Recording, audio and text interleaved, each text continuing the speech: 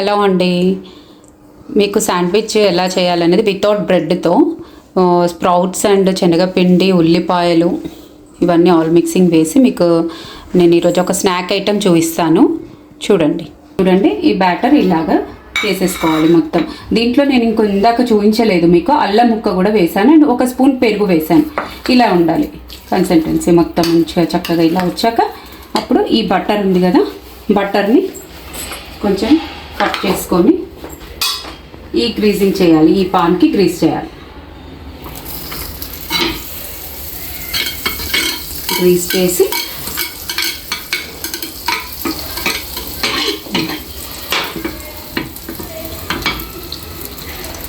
బటర్ని మొత్తం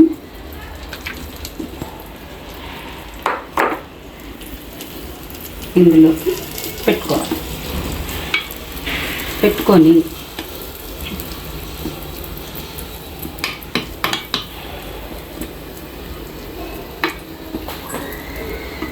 వేసేసి ఇది వచ్చేసి చీజ్. ఈ చీజ్ని ఇట్లా వేసుకొని కొంచెం చాట్ పౌడర్ లైట్గా వేసి మళ్ళీ ఇంకొక స్పూన్ బ్యాటర్ని వేసేయాలి దీనిపైన.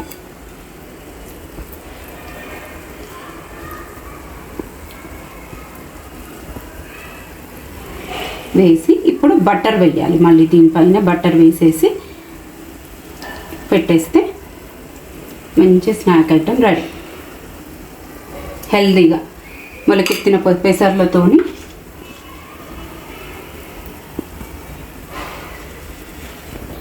ఇది పెట్టు. ఇది ఇలా మంచి చక్కగా క్లోజ్ చేసుకొని ఒక 5 minutes అట్లా దీన్ని కొంచెం తిప్పుతూ ఉండాలండి. ఆ తర్వాత ఇలా ఫోల్డ్ చేయాలి దీన్ని, ఇట్లా దీన్ని ఫ్లిప్ చేసుకుంటూ ఉండాలి. అప్పుడు ఇక్కడ కిందది కూడా మనకి మంచిగా ఫ్రై అయిపోతుంది నీట్గా.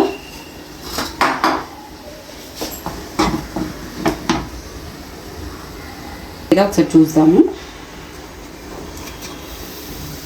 యా, సూపర్, మంచిగా కుక్ అయిందండి. ఇంకొక 5 minutesలో ఇంకా నీట్గా సేమ్ బ్రెడ్ శాండ్విచ్ లాగా వితౌట్ బ్రెడ్ చాలా బాగా వస్తుందండి. మొలకెత్తుడండి రెడీ అయిపోయింది మన బ్రెడ్. చక్కగా ఫ్రై అయిపోయి బాగా. దీన్ని ఆల్రెడీ ఫ్లిప్ చేశాను, ఇప్పుడు దీన్ని మనం తీద్దాం.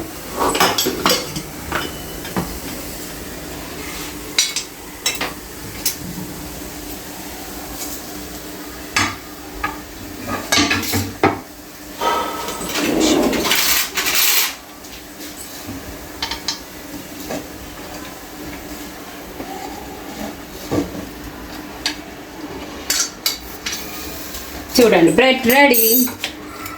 ఇది కట్ చేస్తా. పిల్లలకి పెడితే హెల్తీ అండ్ మంచి స్నాక్ ఐటెం కూడా బాగుంటుంది. కొంచెం టమాటో సాస్తో తినొచ్చు, డైరెక్ట్ ఇలా తిన్నా కూడా బాగుంటుంది. చూడండి మన బ్రెడ్ శాండ్విచ్ రెడీ అయిపోయింది. టేస్ట్ చూద్దాము ఒకసారి.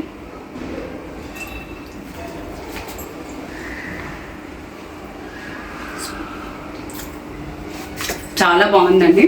స్ప్రౌట్స్తోని చేసిన శాండ్విచ్ ఇది చాలా బాగుంది. Please subscribe my channel.